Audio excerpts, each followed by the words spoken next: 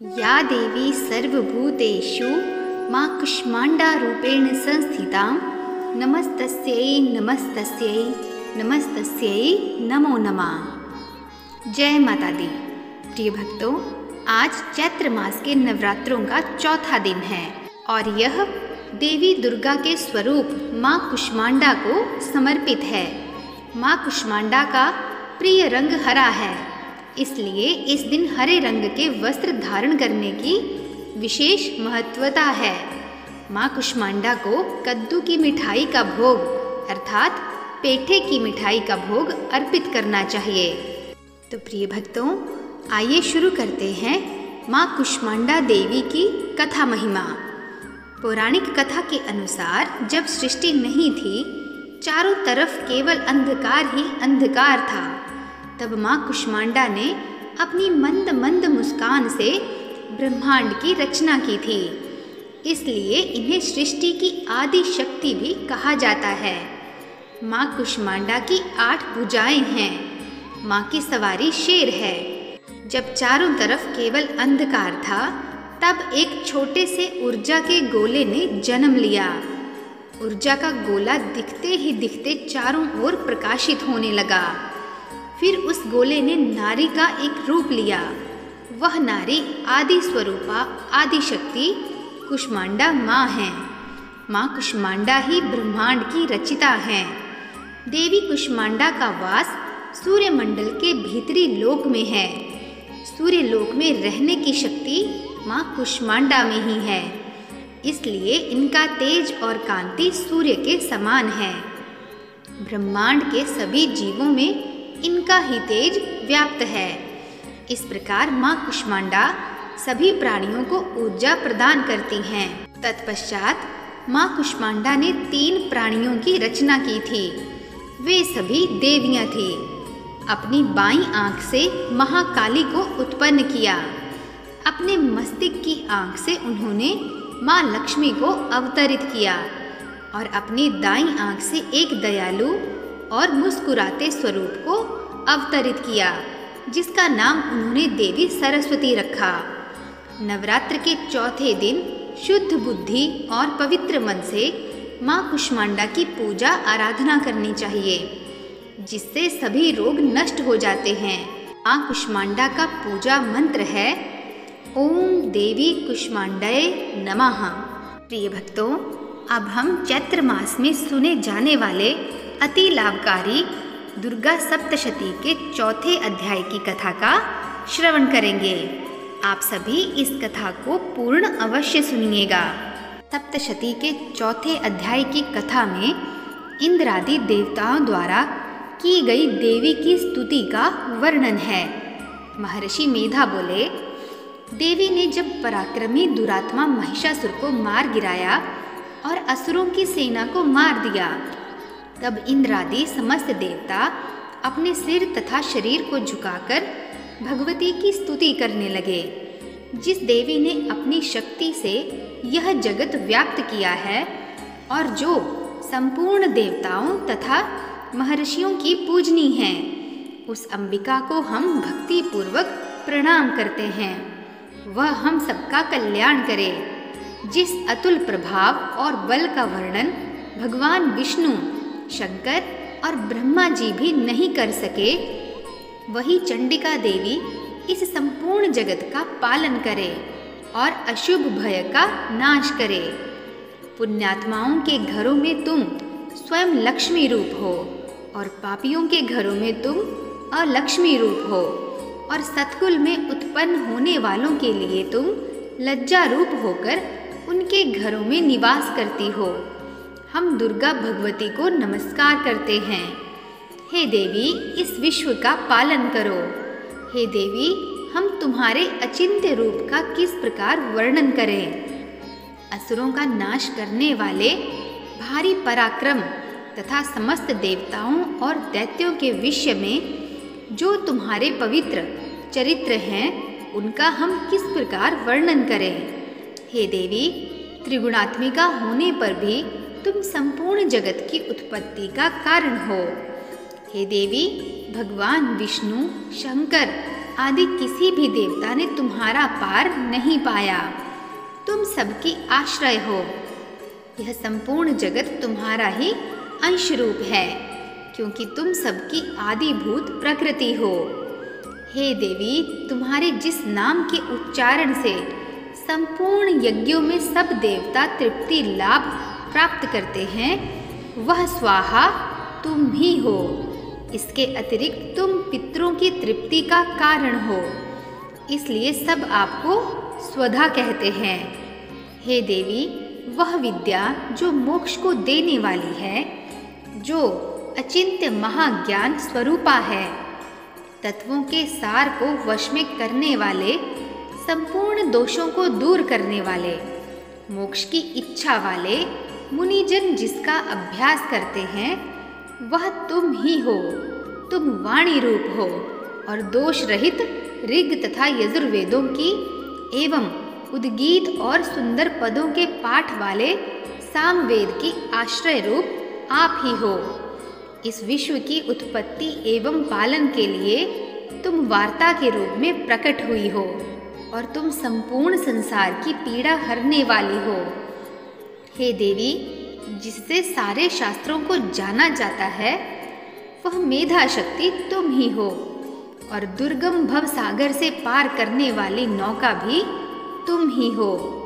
लक्ष्मी रूप से विष्णु भगवान के हृदय में निवास करने वाली और भगवान महादेव द्वारा सम्मानित गौरी देवी तुम ही हो। मंद मुस्कान वाले निर्मल पूर्ण चंद बिंब के समान और उत्तम स्वर्ण की मनोहर कांति से कमनीय तुम्हारे मुख को देखकर भी महिषासुर क्रोध में भर गया। यह बड़े आश्चर्य की बात है। और हे देवी, तुम्हारा यही मुख जब क्रोध से भर गया तो उदय काल के चंद्रमा की भांति लाल हो गया और तनी हुई भौहों के कारण विकराल रूप हो गया। उसे देखकर भी महिषासुर के शीघ्र प्राण नहीं निकल पाए। यह बड़े आश्चर्य की बात है। आपके कुपित मुख के दर्शन करके भला कौन जीवित रह सकता है। हे देवी, तुम हमारे कल्याण के लिए प्रसन्न हो। आपके प्रसन्न होने से इस जगत का अभ्युदय होता है, और जब आप क्रुद्ध हो जाती हैं तो कितने ही कुलों का सर्वनाश हो जाता है। यह हमने अभी अभी जाना है कि जब तुमने महिषासुर की बहुत बड़ी सेना को देखते ही देखते मार दिया है। हे देवी, सदा अभ्युदय प्रताप देने वाली तुम जिस पर प्रसन्न हो जाती हो, वही देश में सम्मानित होते हैं। उनके धन यश की वृद्धि होती है, उनका धर्म कभी शिथिल नहीं होता, और उनके यहाँ अधिक पुत्र पुत्रियाँ और नौकर इत्यादि होते हैं। हे देवी, तुम्हारी कृपा से ही धर्मात्मा पुरुष प्रतिदिन श्रद्धा पूर्वक यज्ञ करता है और धर्मानुकूल आचरण करता है, और उसके प्रभाव से स्वर्गलोक में जाता है, क्योंकि तुम तीनों लोकों में मन वांछित फल देने वाली हो। हे माँ दुर्गे, तुम स्मरण करने पर संपूर्ण जीवों के भय नष्ट कर देती हो, और स्थिर चित्त वालों के द्वारा चिंतन करने पर उन्हें और अत्यंत मंगल प्रदान करती हो। हे दारिद्र दुख नाशिनी देवी, तुम्हारे सिवा दूसरा कौन है। तुम्हारा चित्त सदा दूसरों के उपकार में लगा रहता है। हे देवी, तुम शत्रुओं को इसलिए मारती हो कि उनके मारने से दूसरों को सुख मिलता है। वह चाहे नरक में जाने के लिए चिरकाल तक पाप करते रहे हों, किंतु तुम्हारे साथ युद्ध करके सीधे स्वर्ग को जाएं, इसलिए तुम उनका वध करती हो। हे देवी, क्या तुम दृष्टिपात मात्र से समस्त असुरों को भस्म नहीं कर सकती? अवश्य ही कर सकती हो, किंतु तुम्हारा शत्रुओं को शस्त्रों के द्वारा मारना इसलिए है कि शस्त्रों के द्वारा मरकर वे स्वर्ग को जावें। इस तरह से हे देवी, उन शत्रुओं के प्रति भी तुम्हारा विचार अति उत्तम है। हे देवी, तुम्हारे उग्र खड्ग की चमक से और त्रिशूल की नोक की कांति की किरणों से असुरों की आंखें फूट नहीं गई।